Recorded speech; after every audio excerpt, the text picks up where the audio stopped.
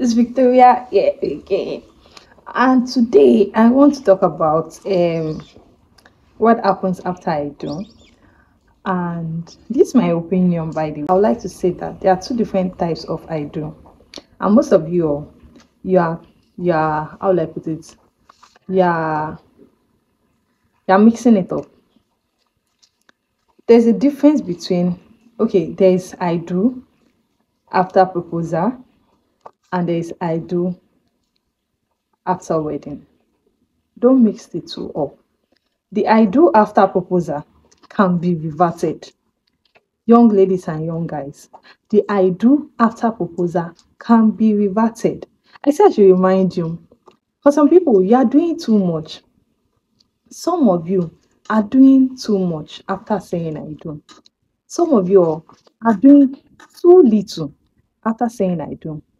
Some of you are not doing anything at all after saying I do. So, firstly, for the quick one, let's talk about the I do after proposal. Like I said, the I do this one is so hot. My way is like literally very hot right now. The I do after proposal, like I said before, can be reverted. So, if you had said I do before, and you maybe after the whole proposal and everything, you realize that there is something you did not know about that lady or that guy before that you just got to know. But you are scared to say, no, I'm no longer going. I'm right here to tell you that, yes, you can say, no, I'm not doing again. It's best to cut it off at that point than for you to get married with that issues. This is not only for guys, this is not only for ladies. So, ladies, you got to know that after he proposed to you, he never told you before that he was married and he had children. He has children overseas. Because this thing really happened. Oh. After the whole proposal and wedding, they will not get to know that the partner has been married or is still married with children, whether outside the country or sometimes this actually happens to people that the partner is outside the country and they are probably married to a uh non-Nigerian or non your your country women. And then they just feel like I need to go back home and marry somebody from my own tribe, which is fine. But deceiving that person that you are not married, that's where the problem starts from. So some of these people they have children and they are married outside. They will not tell you. So you now got to know after your proposal, you are totally against it, but you want to go ahead with the marriage. Believe me, that's the beginning of the end of the marriage, in case you don't know. So run away now that you can. A guy too that did not know before that the lady she's getting married to has children outside or has had several abortions with several men. If you've told your partner about this before, there's no problem. If it's something that he now had to wait to find out himself, maybe from a source somewhere or something, or from a document or something, and realized that this person has been lying to me, I don't want to say I'm not doing again. This is the time to say I am not doing again. After proposal, the I do can be reverted. So know this now. Know this now. That's number one. It could be a medical factor too. You did not know that your partner is AS and you are also AS and you've already proposed to each other.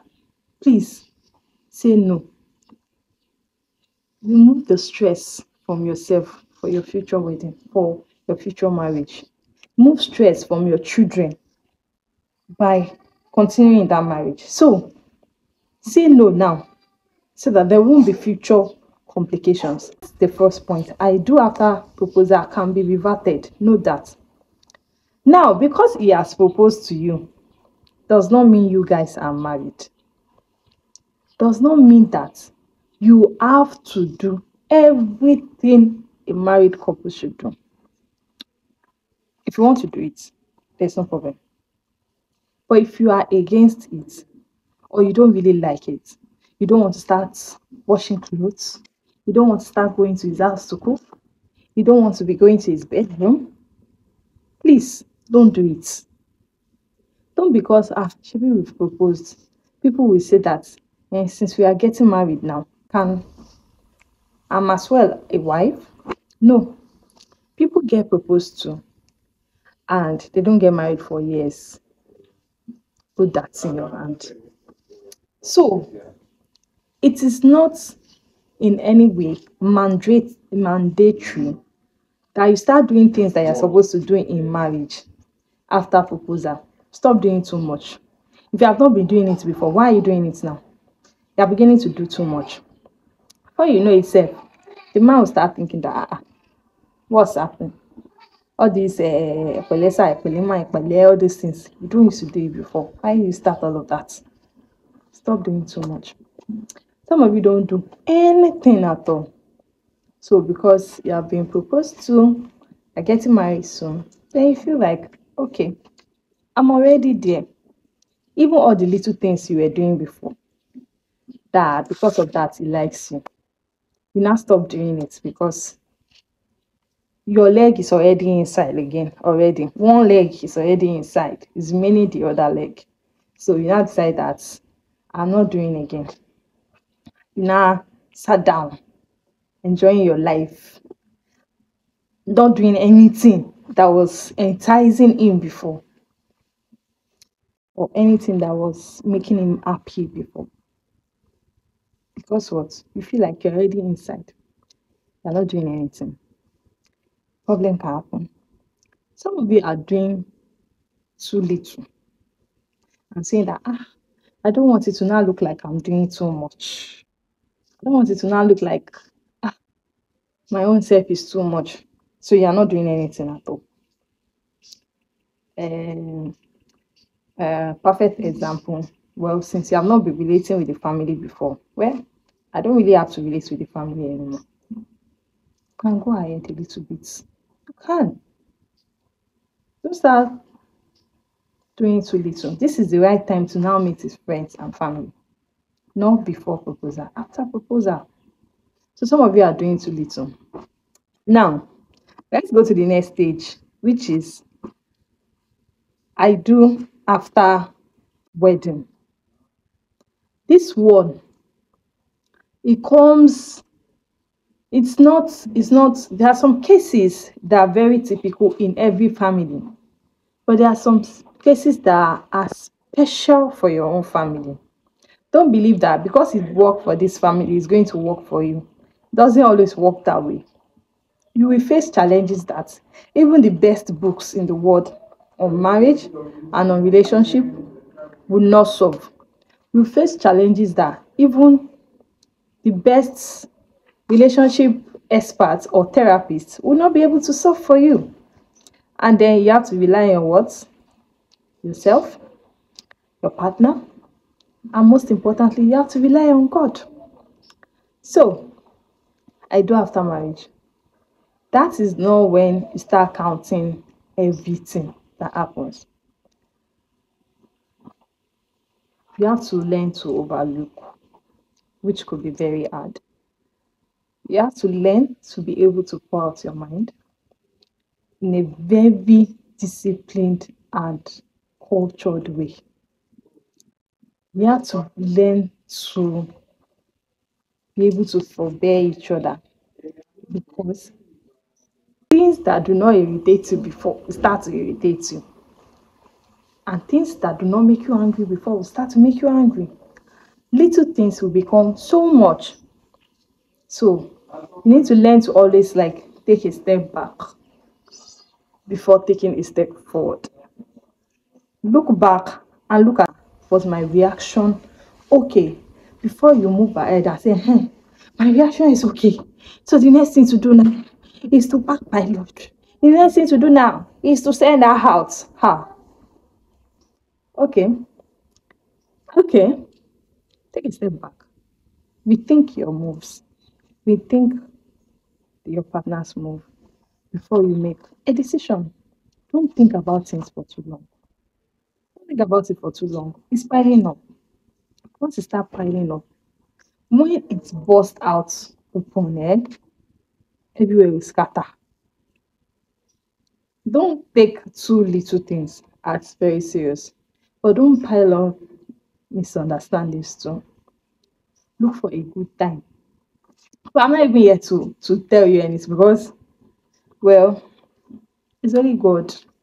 It's only God that can solve all issues. It's good. It's good to listen to advices. It's good to listen to relationship experts. It's good to read books. It's good to learn from people experiences. But it's also very important that you follow your heart and you follow God. All these things, they just add to what you have already, and what you have is God. It's God that can help you to settle most of these things. Yes, I read a book, and in that book, he said that if your husband do this, you do that. If your wife does this, you do that.